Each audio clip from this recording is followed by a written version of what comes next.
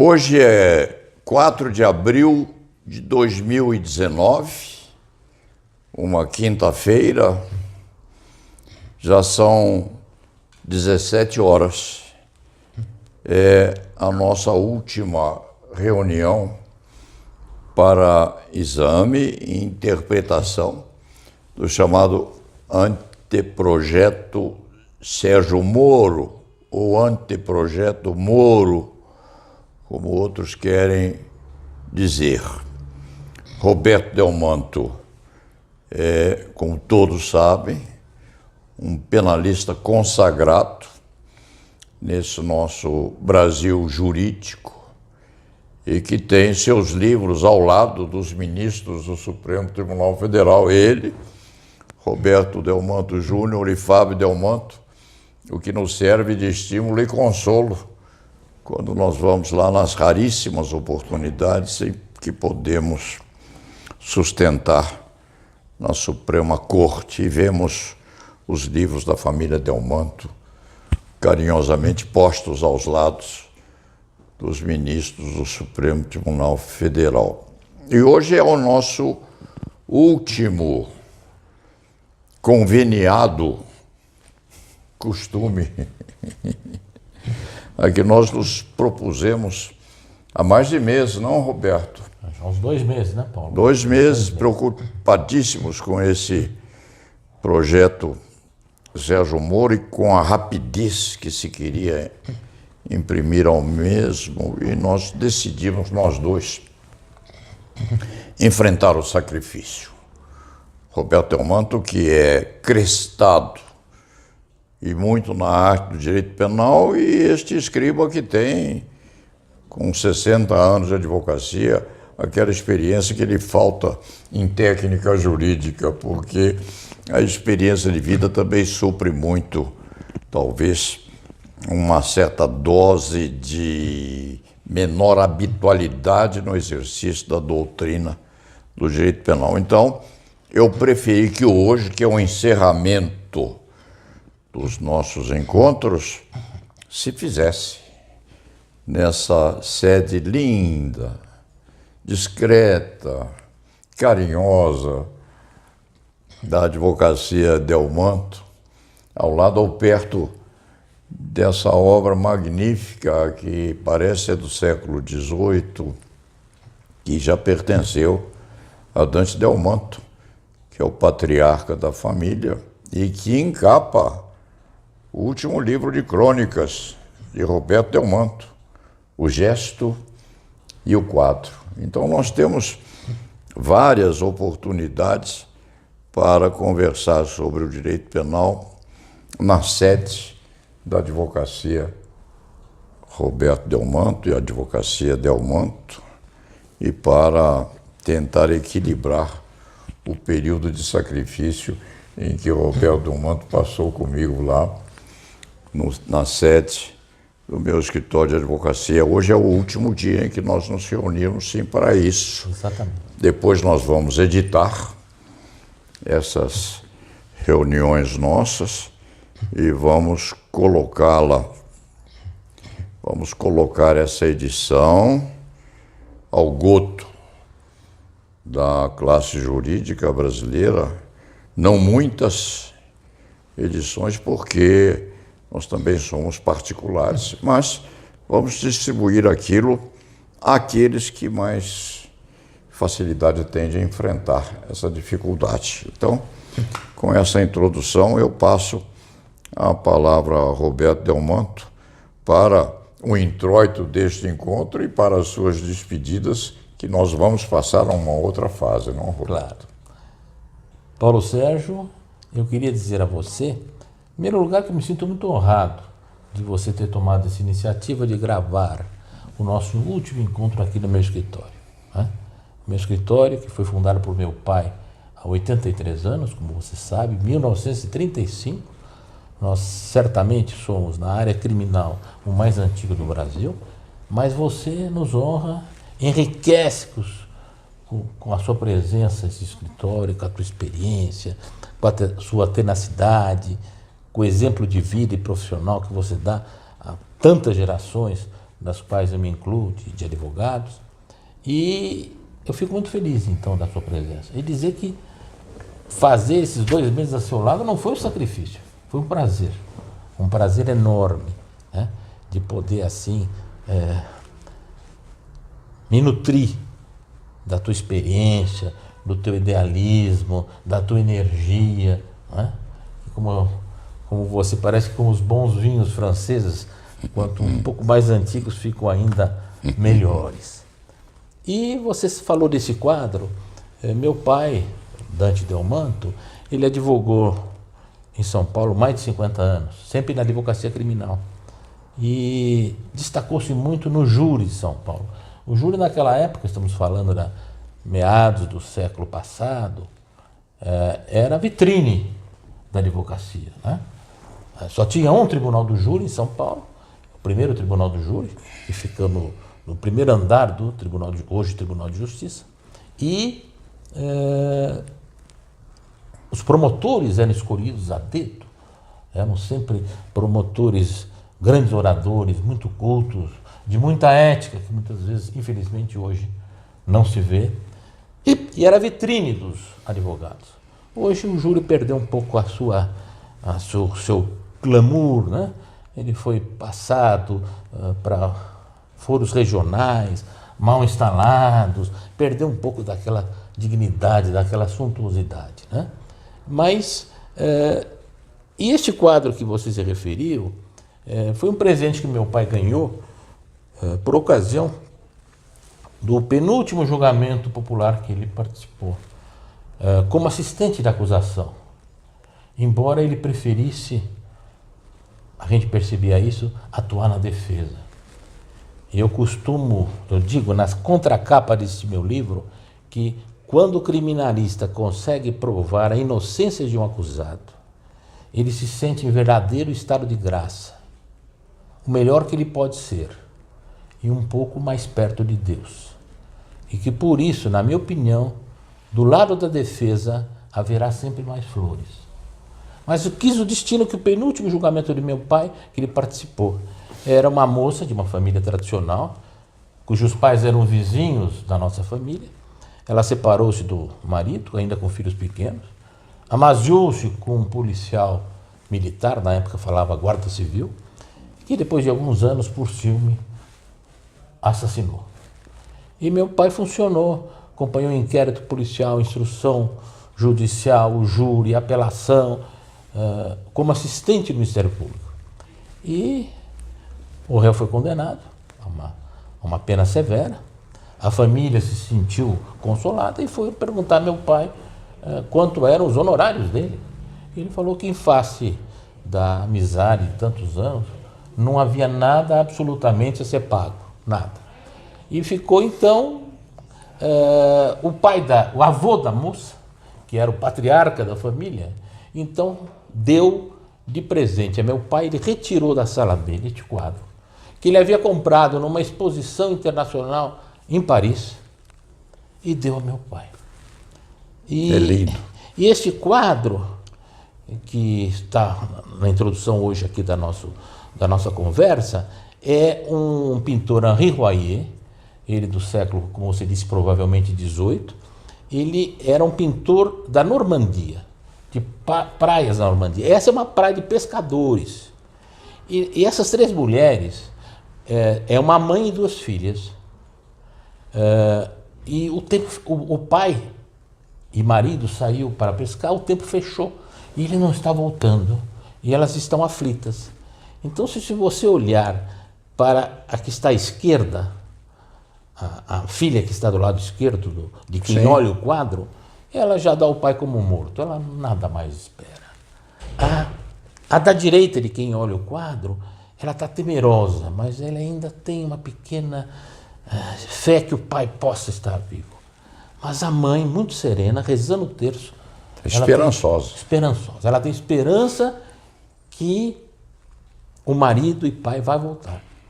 E eu então me inspirei para dar o nome deste meu 4º livro de crônicas, O Gesto e o Quadro. O gesto de meu pai e o quadro que ele recebeu. Que é este livro aqui, que nós vamos comentar mais tarde, numa outra crônica, com mais vagar, sobre o assunto, que tem o quadro Tem o quadro. na capa de rosto. Na né? capa de rosto. É lindo. E ele inspirou, esse quadro inspirou o título do livro e a primeira crônica. Sim, E na primeira crônica eu termino por dizer que a figura da mãe simboliza para mim a esperança que nós advogados, como defensores ou acusadores, devemos ter sempre no triunfo final da justiça. é lindo. É muito bonito. Beleza. E muito bem, Paulo. Então hoje nós vamos examinar, Roberto, o último trio, não é? Quais são os dispositivos que você Nós temos pretende examinar? podíamos começar pelo oitavo, Oitavo. que é medidas para aprimorar o perdimento do produto do crime. Item 8. 7. Medidas para, o termo usado no anteprojeto é esse, aprimorar o perdimento de produto do crime. Tudo bem, já cheguei lá. E Está aqui. o anteprojeto propõe acrescentar um artigo 91A ao Código Penal, que diz, resumidamente, que nas condenações por infrações com pena máxima cominada superior a 6 anos de reclusão, aqui já há uma impropriedade, porque, como você sabe, Sim, claro. no Código Penal não existe pena cominada, quer dizer, colocada no Código mais de 6 anos. Ou é mais de 2, ou é mais de 4, ou é mais de 6, Sim. ou é mais de 8. Mas disse que nas condenações por infrações com pena máxima superior a 6 anos de reclusão, não se refere aqui se essa condenação não precisa ser com trânsito em julgado, que nós já discutimos aqui, uma cláusula pétrea da presunção de inocência ou da desconsideração prévia de culpabilidade, ou se vai valer, como pretende em quase todos os tópicos desse projeto, que basta uma condenação ou confirmação de condenação em segunda instância. Então aqui fica no ar. Mas diz que nas condenações por infração com essa pena máxima cominada superior a 6 anos de reclusão, poderá ser decretada a perda, como produto ou proveito do crime, dos bens correspondentes a, aspas, diferença entre o valor do patrimônio do condenado e aquele que seja compatível com o seu rendimento lícito. Então, eles vão procurar ver qual seria o patrimônio do condenado e ver se seria compatível com o seu rendimento lícito.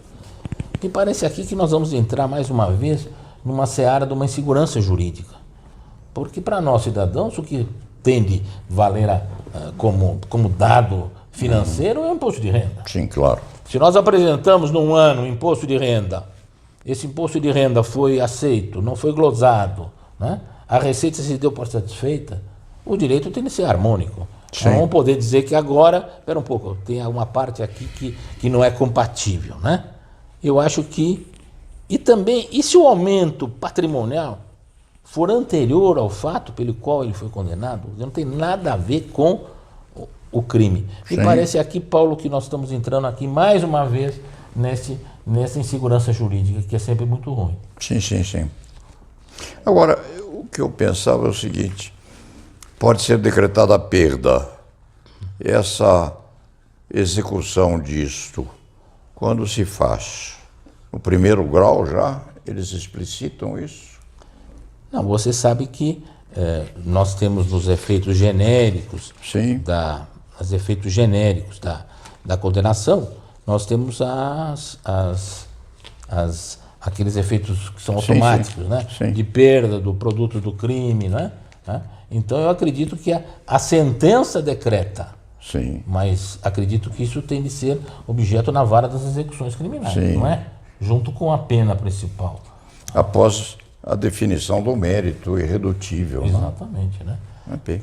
Tem de ser, a minha opinião, tem de ser com o trânsito em julgado. Sim, claro. Ou vai valer de novo essa condenação em segunda instância, confirmação em segunda instância, que está pendente de uma revisão no Supremo. Deveria ser esse mês, mas eu não sei por quais motivos a nossa classe, com a sua nova diretoria, está pedindo adiamento. Não é? Eu acho que esse é um assunto já tão claro, tão debatido, mas que seja para melhorar. Para melhorar. E diz o parágrafo 1º deste novo artigo 91A do Código Penal. Esta perda estará condicionada à existência de elementos probatórios. É aquela expressão que nós já vimos muito vagas. Onde estão esses elementos probatórios? Que indiquem conduta criminosa habitual, reiterada ou profissional do condenado, ou a sua vinculação a uma organização criminosa. Eu acho que não pode, no mesmo processo em que ele é condenado por um desses crimes de pena superior a 6 anos, né, e que vai, então, também, além da pena principal, ter a perda de bens, eu acredito que não pode essa mesma sentença dizer ele é habitual, é reiterada a situação dele, ele é um profissional do crime. É necessário que houvesse uma reincidência, né? Respeitado aqueles 5 anos de temporaneidade. Né? Claro. Ou sua vinculação à organização criminosa. Ele já foi condenado por uma organização criminosa. Né? E eu acredito que aqui, sem uma decisão anterior transitada em julgada, né? Caracterizando uma reincidência, respeitar a temporaneidade, que são 5 anos depois do cumprimento da pena, a extinção da punibilidade, ela perde seus efeitos. Então me parece uma lei aí bastante, né? Sim. Bastante mal redigida, data vênia, com todo o respeito dos seus autores. Nós não sabemos quem foi. Exatamente, né? O título é Sérgio Moro, mas nós não sabemos. Certamente, como você já disse, sozinho ele não fez. São fantasmas. Também não. Eu acho que os fantasmas estão lá por Curitiba, lá na região. Mas advogados também não foram. Não conheço nenhum com certeza. colega em todo o Brasil, e nós temos pessoas do mais alto nível, né? Que teriam vocação. Exatamente. Parágrafo 2º. Entende-se por patrimônio todos os bens, inciso 1º, que estejam na sua titularidade, ou seja, é um automóvel registrado em meu nome, é um imóvel, um apartamento, uma casa que está em meu nome, né? Ou em relação aos quais ele tem o domínio e o benefício direto ou indireto. Né? Ele tem o domínio, né? Presumo, nós sabemos que o domínio é o titular do bem. Sim. Se for um bem móvel, uma joia rara, é a posse. Né? E esse benefício direto, né? O imóvel está alugado, eu recebo os aluguéis. Agora, o que é o benefício indireto, eu não sei. Né? Ficou mais uma vez uma coisa extremamente vaga. Né? Na data da infração penal, ou recebidos posteriormente. Então eles querem aqui dizer esse patrimônio que ele tem o domínio direto ou indireto, né? Que possa ter relação com a infração, tem de ser na data da infração ou recebidos posteriormente. Sim. E aqui, Paulo, eles esqueceram de uma figura do mandante, do mandato criminal. Sim. Né? Sim. Nessa ânsia punitiva de exagerada punição, tempos de exagerada punição ou tentativa de punição que nós estamos vivendo, esqueceu-se do mandato criminal. Sim. Porque, como consta da primeira qualificadora, por exemplo, do homicídio, ele é homicídio torpe, aquele praticado mediante paga ou promessa de recompensa. E se o sujeito recebeu a vantagem o bem antes? Não está aqui na lei. Sim. Não é verdade? Sim. Não está aqui. Pois é, o que me chamou a atenção aqui foi o tratamento que se dá a isso quase que primitivo ou primário, porque O donatário pode ser um menor impúbere, uma criança, que é defendido pelo Ministério Público, né? Muito bem lembrado, Paulo. Não é? Muito bem lembrado. Como é que se faz? Porque o Ministério Público vai ser obrigado a defender o direito próprio Claro. do donatário. Acontece às vezes isso, Claro, não? O delinquente passa os bens Exatamente. com menor impúbere, não é? Esqueceu-se dessa complicação aí. E prossegue o inciso segundo, que sejam transferidos, ou que sejam transferidos a terceiros, a título gratuito, ou mediante contrapartida irrisória, uma coisa muito subjetiva, né? A partir do início da atividade criminosa.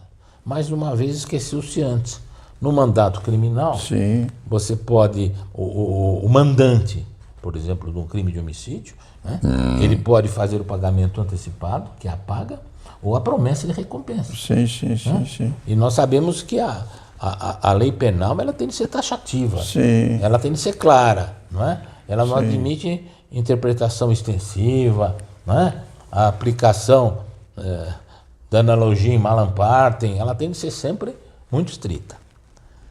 E parágrafo terceiro, deixamos assim, amenizando um pouco esses dispositivos anteriores, o condenado terá a oportunidade de demonstrar a inexistência da incompatibilidade ou a procedência lícita do patrimônio. Quer dizer, inverteu-se o ônus, né? Sim. Não é a acusação que precisa demonstrar que é ilícito. Ele. Mas, pelo menos aqui, abriu-se uma pequena brecha para... Sim, não é? sim. Aliás, hoje também, no sequestro dos bens, né? No arresto, né? O terceiro de boa-fé, você já tinha essa oportunidade, né? E aqui, pelo menos, manteve-se isso, né? Pois é, essa ligação entre o 91A e o número 1, para efeito de parágrafo segundo, para efeito de perdimento, entende-se por patrimônio do condenado para todos os bens. O que me impressiona nisso aí, se liga aqui ao caput do 91A, qual é a oportunidade da apreensão desses bens? Porque a gente sabe que depois de apreendido um automóvel, ficando o veículo aí 6 meses, 8 meses, 1 ano em poder do policial, quando é devolvido já não existe mais, não? Um avião. Exatamente. Aqui nós temos de diferenciar, né, Paulo? Aqui foram acrescentados efeitos da condenação. Pois é, não é? pois é. E nós pois achamos que só pode ser com trânsito depois julgado. do trânsito. Não com condenação em segunda instância. Como vem acontecendo. Como vem acontecendo. Por exemplo, quando prenderam o Temer, agora, o avião que o levou à prisão, que é da Polícia Federal, não é? É um jato que foi apreendido a Lures Certamente. Né? de alguém, não é? E qual é o estado de habitabilidade? O Temer e os policiais correram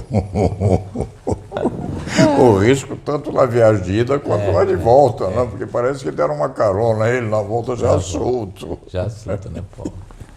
Vamos lá. Então, Paulo, aqui seriam, portanto, como nós estamos vendo, seriam um efeito, mais um efeito entre os efeitos genéricos e específicos da condenação, se acrescentou. Isso daqui não tem a ver necessariamente com as medidas assecuratórias, né? Que nós vamos ver aqui nessa segunda parte, né? Sim. A segunda parte nós vamos para são tópicos curtos relativamente, mas são importantes, como nós estamos vendo. Seria o número 9, em seguida, que seria uma medida para permitir o uso do bem apreendido pelos órgãos de segurança pública. Tá? Essa pode ser como uma medida cautelar durante o inquérito, durante o processo. Essa não depende de uma condenação. Está ligado a essa discussão que nós tivemos anteriormente, não é? Você já com a sua sensibilidade, você já viu que nós vamos bater aqui. Artigo 133A se propõe seja acrescentado. O juiz poderá autorizar, constatado o interesse público, acho que interesse público é uma coisa enormemente genérica, né? Sim. A utilização do bem sequestrado, apreendido ou sujeito a qualquer medida securatória pelos órgãos de segurança pública previstos no artigo 144 da Constituição Federal para o uso exclusivo em atividades de prevenção e repressão a infrações penais. Esses órgãos citados no artigo 144 da Constituição da República são a Polícia Federal, a Polícia Rodoviária Federal, a Polícia Ferroviária Federal, as polícias civis, dos estados ou Distrito Federal, as polícias militares e o Corpo de Bombeiros, né? Seriam essas pessoas. Agora, esse interesse público me parece muito genérico. Sim. E eu pergunto a você,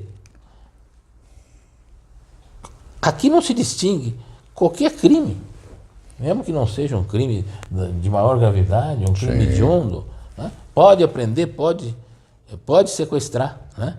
Nós sabemos que nós já temos no Código Penal o sequestro dos bens imóveis, do artigo 125 e seguintes, né? Você vai ter aquilo da hipoteca, a hipoteca judicial e tal. E o artigo 132, que traz do sequestro dos bens móveis. Sim. Né? Agora, no parágrafo 1º, ele acrescenta que terá prioridade no uso desses bens o órgão participante das ações de investigação ou repressão que ensejou a constrição do bem. Isso parece coisa de criança, né? Fui eu que achei o bombom, mamãe. Exatamente. Então ele é meu. Não é? E fica um pouco misturado, quer dizer, pegou o carro onde era feito o contrabando, o caminhão, e já se usa.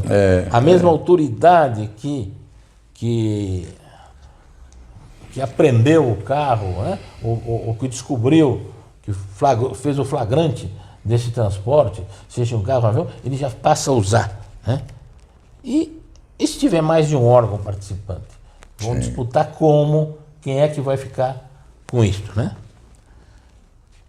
Mas vai além, parágrafo 2º, fora das hipóteses anteriores, quer dizer, teve essa prioridade, mas eventualmente o órgão não se interessou, demonstrado o interesse público, novamente de forma genérica, o juiz poderá autorizar o uso do bem pelos demais órgãos públicos. Quer dizer, a coisa vai para qualquer órgão público. Sim. Já não é mais para reprimir a criminalidade, vai para qualquer órgão público. Né? E continua, parágrafo 3º. Se tratar de um veículo, embarcação ou aeronave, o juiz ordenará a expedição de um certificado provisório de registro e licenciamento em favor do órgão beneficiário. E este ficará isento de multas, encargos e tributos anteriores.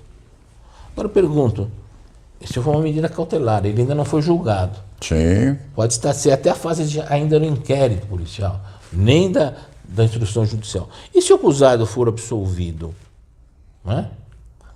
Quem é que vai pagar essas multas anteriores? Sim.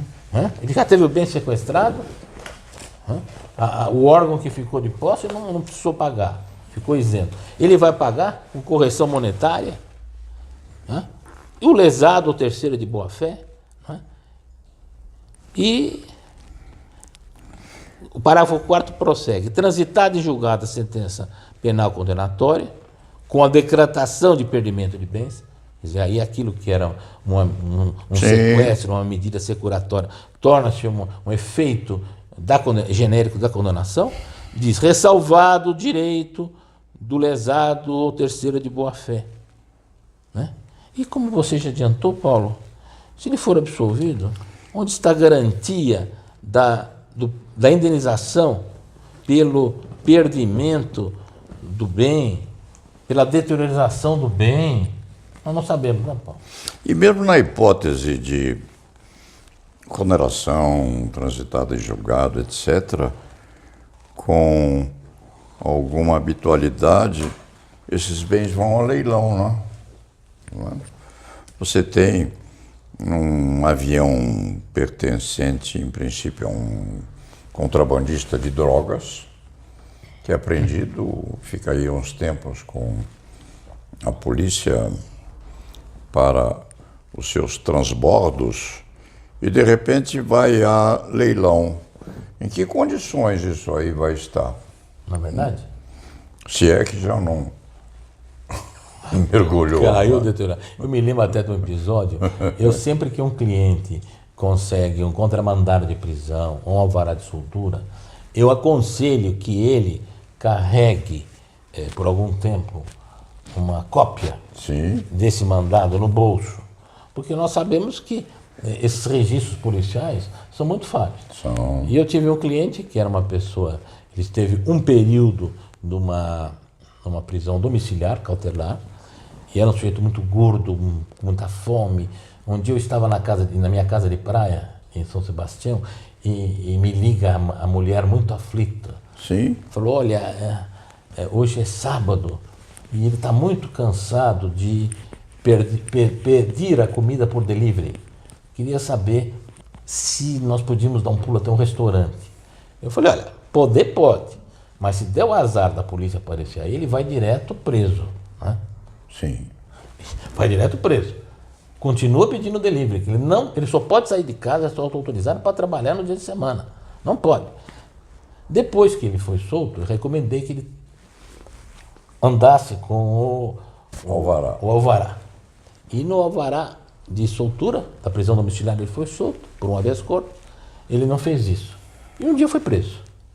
E colocado numa viatura da Polícia Federal, no meio de 2 policiais no banco de trás. Não estava no bagageiro, no porta-mala, como fizeram recentemente para humilhar com o Sérgio Cabral Filho. E um policial também muito curto. E, de repente, pelo rádio, foram solicitados a acompanhar, a fazer uma perseguição. E saíram com aquele carro, com o cliente dentro. E o cliente dentro de um lado, preso. do outro, o preso que estava ilegalmente preso. Que o Fábio, meu filho, estava na Polícia Federal esperando a chegada.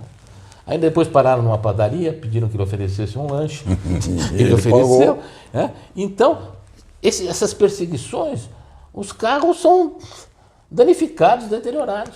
E a lei não garante, né, a essa pessoa que teve o bem, né, sequestrado cautelarmente e que depois foi absolvido a reparação. Né? Reparação. Não é verdade? Às vezes são Mercedes, claro, Benz. claro. A gente até entende, né, Paulo, que você largar, você não pode fazer como aquele juiz que foi afastado do Rio de Janeiro, Pois que ele é, resolveu levar para o apartamento dele, para a garagem, e dar umas circuladas com o carro. Aí é demais. Demais. Mas se você deixar um carro totalmente sem ligar motor, parado, no lugar exposto a chuvas, intempéries, ele vai danificar. Vai acabar. Exatamente. Então,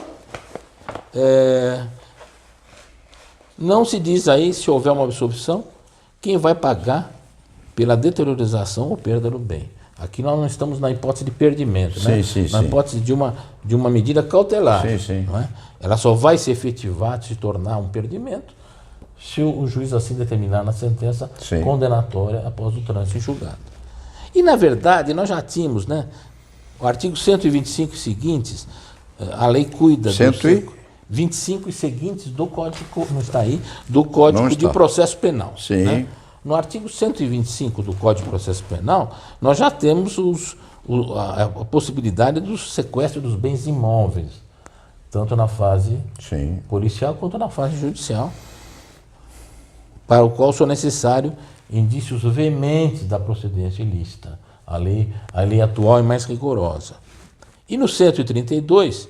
vem o sequestro dos bens móveis, onde entram esses veículos, embarcações, né? Dizendo também que há necessidade de indícios veementes da proveniência ilícita dos bens, se não for cabível uma medida regulada pelo capítulo 11 do título 7º do Código de Processo Penal, que é a busca e apreensão. Né? Muitas vezes não é o sequestro, o juiz determinou uma busca e uma apreensão. E nós sabemos que normalmente as buscas e apreensões têm como uma obrigatoriedade a existência do mandado judicial, né? A não ser nos casos de se for uma busca pessoal durante um flagrante, né? Ou houver uma fundada suspeita de posse de uma arma proibida, ou objetos e papéis que constituam corpo de delito, ou quando determinada no curso de uma busca domiciliar. Você está fazendo uma busca domiciliar, encontrou uma arma, Sim. você não vai precisar buscar um mandado para aquela arma, não é verdade? Sim, claro. Mas eu acho que a matéria já é uma matéria bem delineada, são vários, né? Pois é, o que me vem à mente também é a falta de previsão correspondendo a eventual conflito de competências com o cível, não? Porque tem as chamadas questões prejudiciais aí que dão muito trabalho, inclusive, a quem pretende aprender, né? Claro. Com bons advogados, Claro. pleiteando medidas cíveis que obstam a apreensão. Quem decide o conflito de competência? Isso aí é preciso que o nosso ministro lá, Sérgio Moro, que é versado em processo penal, direito civil, processo civil também, em todos os capítulos da ciência jurídica nacional e estrangeira, é preciso que ele pense nisso, porque as prejudicialidades estão presentes aí, não é? Sem dúvida. Eles precisam pensar nas hipóteses que podem surgir e quem vai decidir o conflito. Isso é complicado a beça. Então, em poucos artigos, na verdade, eles estão criando, na minha opinião, uma insegurança jurídica, uma zona de conflito, não pensaram na indenização daquele que foi absolvido e teve o bem deteriorado. Também. Né? E você veja, não só o Código de Processo Penal já prevê o sequestro, né? Tanto dos bens imóveis como móveis, e nós temos no nosso Código Penal os efeitos genéricos da condenação que estão no artigo 91.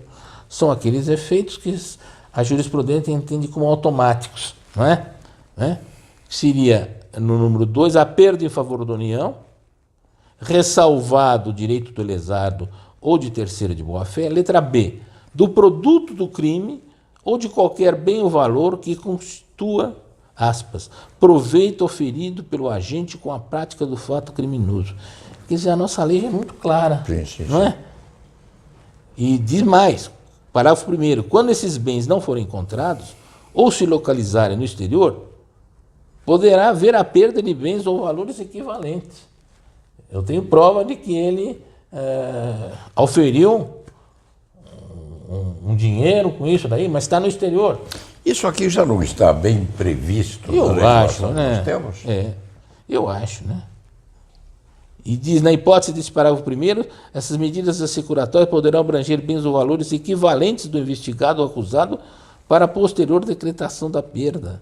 Quer dizer, é uma coisa que já está bem abrangido, né? Sim. E eu acredito que aí esqueceu-se daquele que for absolvido, do bem deteriorado ou inutilizado, né? Não vale mais nada, né? E eu acho que a lei já é, né? A preocupação foi permitir o uso de bem apreendido, porque você sabe que alguns juízes federais, inclusive, né, Paulo, teve aquele grande, considerado como um grande contrabandista, né, que até ele ganhou noticiário porque ele fez uma... Inclusive de uma médica que era minha vizinha, que eu não cheguei a conhecer pessoalmente, mas foram péssimas as operações. O homem ficou um monstro, muito feio. Mas descobriu-se ele, né? E um juiz federal, que hoje está agora no TRF3 da terceira região, já na primeira instância, já foi vendendo os bens. Né?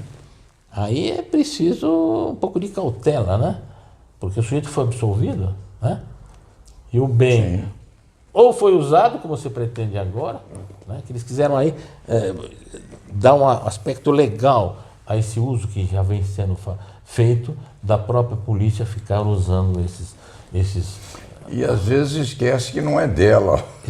Não, Se apropria do objeto. A atividade policial, guardadas as proporções, é como um táxi.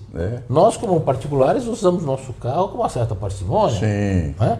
Agora, táxi roda muito mais. Agora, a polícia em alta velocidade, freadas, né? uma situação muito, muito peculiar, né? Enfim, quis aí aprimorar, dar uma cobertura legal a este uso que já vem feito. E alguns juízes já vinham fazendo isso, já em primeira instância, colocavam em leilão, colocavam à venda, mas o sujeito mais tarde ele é absolvido. Né? Teria esse produto desse bem leiloado, vendido, teria que ficar numa conta judicial, devidamente corrigida. Né? Pois é. Mas aquele bem que ele queria, que ele foi absolvido, aquele carro que ele gostava, esse ele não vai ter mais. Assim, nunca mais, nunca mais. Pois é, Roberto, agora, vamos lá. Nós temos mais um capítulo ainda, Paulo, pequeno. Tá? Outro dia eu estive lá no Conselho Penitenciário, eu sei que você vai lá também. Dia 16. Isso. Dia 16 vai estar lá. Aliás, o Conselho está muito bem provido, muito gostoso de estar lá, com membros do Ministério Público Federal, membros do Ministério Público Estadual, etc, etc, etc. E, no fim das contas, perguntaram a alguém que estava por lá, mas afinal de contas, não há mal que sempre dure, nem bem que sempre se espere, se aguarde, né? É verdade. O que é que esse projeto tem de alguma coisa boa?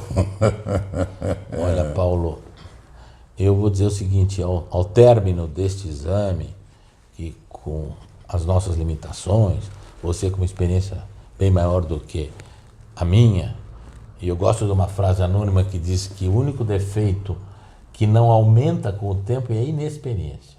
O único defeito que não aumenta com o tempo é a inexperiência. Então, essa experiência, eu digo o seguinte, eu acho, é triste o que eu vou dizer, triste porque eu não digo que a lei atual seja perfeita, a criminalidade vai escolhendo, somente a criminalidade organizada, outros tipos de armamentos, outras tecnicidades, mas eu digo, não dá para aproveitar esse projeto. Pois é. Se eu fosse deputado, o meu voto era pela rejeição total do projeto. Pois é. Não dá para aproveitar este projeto, porque ele começou... É uma coisa que você pegar uma estrada, você tem que vir para São Paulo, mas você vai na direção do Rio de Janeiro. Não dá para dar certo, você não vai chegar em São Paulo. Né, Paulo? Pois é. Eu fico pensando, e nós devemos não, nós precisamos dar uma pequena explicação, além daquelas que nós já demos, sobre a razão pela qual o Roberto e eu estamos a nos reunirmos faz 2 meses já. Exatamente. Gastando esforço, energia sobre essa conceituação toda. É porque nós sabemos que a classe jurídica em geral, ela não costuma ser muito rápida para apreciar os erros e os defeitos de alguma legislação, não, Roberto? É fácil você fazer um projeto. O difícil é fazê-lo bem feito, e nós sabemos disso, porque nós já participamos, inclusive, de muitas comissões nesse sentido. Por que que nós nos reunimos? Nós dois já, você muitíssimo experimentado, mas mais moço do que eu. Eu gostaria de ter a sua idade, viu, Roberto? Tá bom, gostaria imensamente disso aí, não é? Porque eu tenho preferência em fila de ônibus, nisso, daquilo, eu etc. também tenho, aqui no Brasil eu também tenho. Você tem, mas menos que eu, não é? Porque eu não tenho preferência, eu tenho obrigatoriedade. Os gajos olham para mim e dizem, não, você tem preferência. Faz favor, o senhor entra. Eu fico até ofendido. Mas é que nós dois somos angustiadamente rápidos, não é, Roberto? Porque nós estamos vendo o que vai acontecer. Quando a nossa classe, quando os juristas brasileiros expoentes da nossa cultura jurídica, quando eles acordarem, esse projeto já foi negociado, está sendo. E se chegar a bom êxito essa negociação, a Câmara dos Deputados e o Senado não hão de nem querer ver o que acontece aqui dentro. Porque você sabe, o Sérgio Moro, com todo respeito, ninguém vai duvidar da capacidade intelectual dele, da honestidade dele, até, eu diria, do idealismo dele. Diz que, mas já se disse também que o maior defeito dos que estão errados é acreditar que não estão, né? Pois é. Mas, na verdade, já foi feito, quer dizer, com aquele impacto da eleição do Bolsonaro, quer dizer, este projeto jamais poderia ser apresentado como foi, uma verdadeira colcha de retalhos, modificando o Código Penal, Processo Penal, Lei de Execução Penal, Lei de Armas, né? Uma série de leis. Né? Isso já foi visto para se passasse de uma vez. E eu tinha tido uma esperança quando o presidente da Câmara, o Rodrigo Maia, ele falou, não, antes de mandar para a Comissão de Constituição e Justiça para examinar, ela já está examinando a questão vai ter de examinar a Previdência Social, eu vou nomear uma comissão. Sim. Porque na Câmara você vai encontrar penalistas, juristas de alto nível, sem dúvida. Vamos fazer um exame por um prazo de 90 dias, se necessário, prorrogar por 90 dias. E eu, pressionado, já li que ele pretende abreviar, não sei para quanto isto, tá certo? Sim. Então o perigo é tudo isto passar. Então nós fizemos esse esforço no sentido de não dá para você, são tais assuntos, né, tão variados, né, é um verdadeiro balaio de gatos, né? Pois é. Então é preciso, o certo seria, vamos mexer no júri? Vai ser essa. Vamos mexer no Código de Processo Penal? Vai ser essa.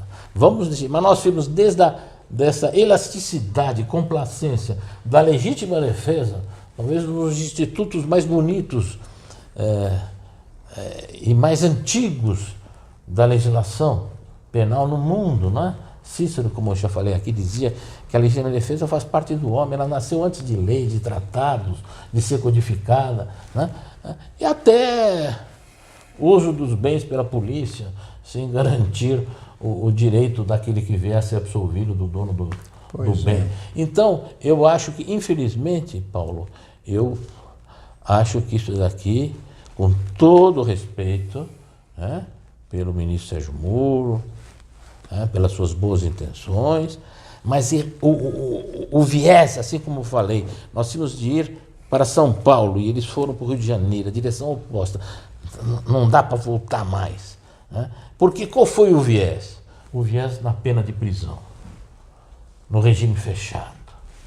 Não se toca aqui praticamente em... não tiver a coragem de aumentar as penas alternativas.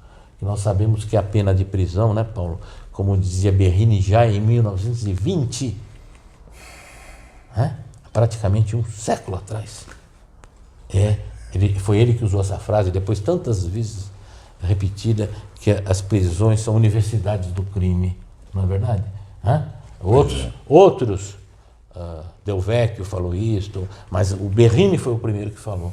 Então hoje, as prisões dominadas pelas organizações criminosas, para 700 mil presos, ou cerca de quase 800, no Brasil, ter presídios federais para 1.000 não resolve nada.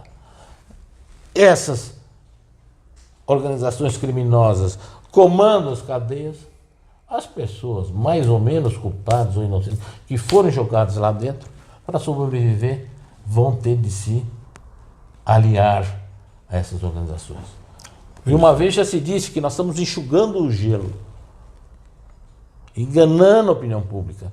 Eu vou mais além, Paulo. Eu acho que nós estamos... Esse projeto, como está, em vez de combater a criminalidade, vai aumentar a criminalidade. Eu estou pensando creio nisso. Estou pensando muito no que eu estou falando, porque nós não somos meninos, nós temos a nossa responsabilidade, o nosso nome, a tradição da advocacia. Do jeito que está, é um tiro no pé. vai aumentar a criminalidade, porque você vai entregar esses jovens, né, esses pequenos infratores, na mão. Aqui não se fala de melhoria de presídios, né? Se insiste naqueles presídios federais. O sujeito fica 22 horas numa cela, sem rádio, sem revista, sem televisão. Isso é um crime de tortura mental. Então eu acho, Paulo, que infelizmente esse projeto... Eu fiz um esforço, concordo, digo a você, no sentido de vamos salvar alguma coisa. Não dá. Porque já começou, filosoficamente ele foi pelo caminho errado. Não é? A gente começa a pensar nessas coisas e começa também a rememorar o que é e foi a nossa vida, não, Roberto? Nós participamos dessas disputas teóricas, desses conflitos, desde que nós éramos meninos, não, Roberto? Nós começamos isso muito cedo. E eu me lembro, e talvez esteja a repetir isso que eu já disse alguma vez, eu me lembro do professor José Frederico Marques, que nós grande mestre, conhecemos bem e convivemos com ele na medida das nossas possibilidades. Eu estava participando pela primeira vez num congresso da Ordem lá, numa dessas estações de férias que nós costumávamos frequentar durante os congressos. Tivemos uma discussão sobre um projeto qualquer e eu me meti a argumentar, etc, etc, etc. Perdi a minha argumentação, era um menino naquela época, metido, que era uma coisa, e fui sacramentar a minha derrota sentado num banco de corredor. O projeto era do professor José Frederico Marques. Ele passou por mim, voltou, em pé, eu sentadinho ali, humilde, olhou para mim e disse assim: menino, você tem razão, mas eles querem. O grande problema, Roberto, é que nós não sabemos exatamente quem quer. Nós estamos hoje num governo de extrema-direita, um governo que fez essa tese e elegeu como ministro da Justiça o Sérgio Moro, né? que é um ícone da persecução penal, né? E eu já disse também aqui que tem aquele ditado americano: não contrate quem você não possa demitir. Né? E na verdade, Paulo, todos nós estamos assustados com o aumento da criminalidade, né? A criminalidade de rua, que nós não sabemos se vamos voltar para casa com vida. Sim. A criminalidade violenta, a criminalidade de colarinho branco. Mas nós temos de ver quais são as causas. Tá? Agora, simplesmente aumentar a pena, o regime fechado, diminuir, como nós já abordamos aqui, a possibilidade da saída temporária.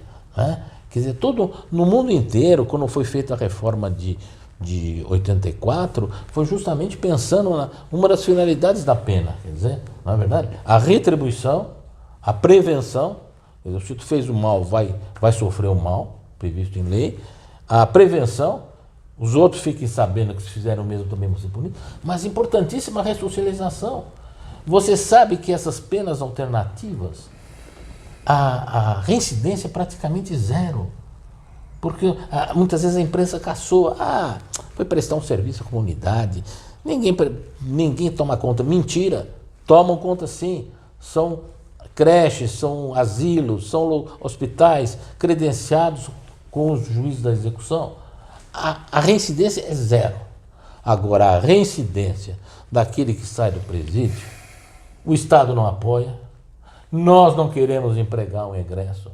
Então, nós temos o grande erro desse projeto foi apostar na pena de prisão e no regime fechado. Quando no mundo inteiro já chegou a um consenso internacional de que esse tipo de pena de prisão, regime fechado, tem de ser destinado àqueles criminosos, violentos, perigosos, tidos como irrecuperáveis. Eu acho que ninguém é irrecuperável. Sim. E os evangélicos, eu sou católico, mas têm demonstrado isso nas prisões brasileiras. Eles são os únicos que entram lá, têm coragem e convertem. Sim. Né? Criminosos, esses sim, habituais, condenados, vacinam, convertem. Mas no mundo inteiro tem sido reservado para esses. Sim. Então eu acho que esse projeto começou errado nesse viés, dessa filosofia. Não se fala em pena alternativa, não é? Não se fala em melhorar condições de presídios, né? É só regime fechado. Muito bom. Então nós estamos encerrando e oferecendo isso aos deputados, aos senadores, quiçá cheguemos a tempo, se isso não for levado a toque de caixa, como a gente não quer que seja Exatamente. levado. Se Deus quiser, vamos dar transmitir essa nossa contribuição para que se discuta, para que discorde, se for o caso da gente, para que se aprimore, né? Mas nós procuramos trazer um pouco da nossa experiência e o nosso idealismo na busca de um direito penal e processual, penal, democrático, justo, humano, que equilibre o direito de punir do Estado e o sagrado em defesa daquele que é processado criminalmente. E lá na Vevá.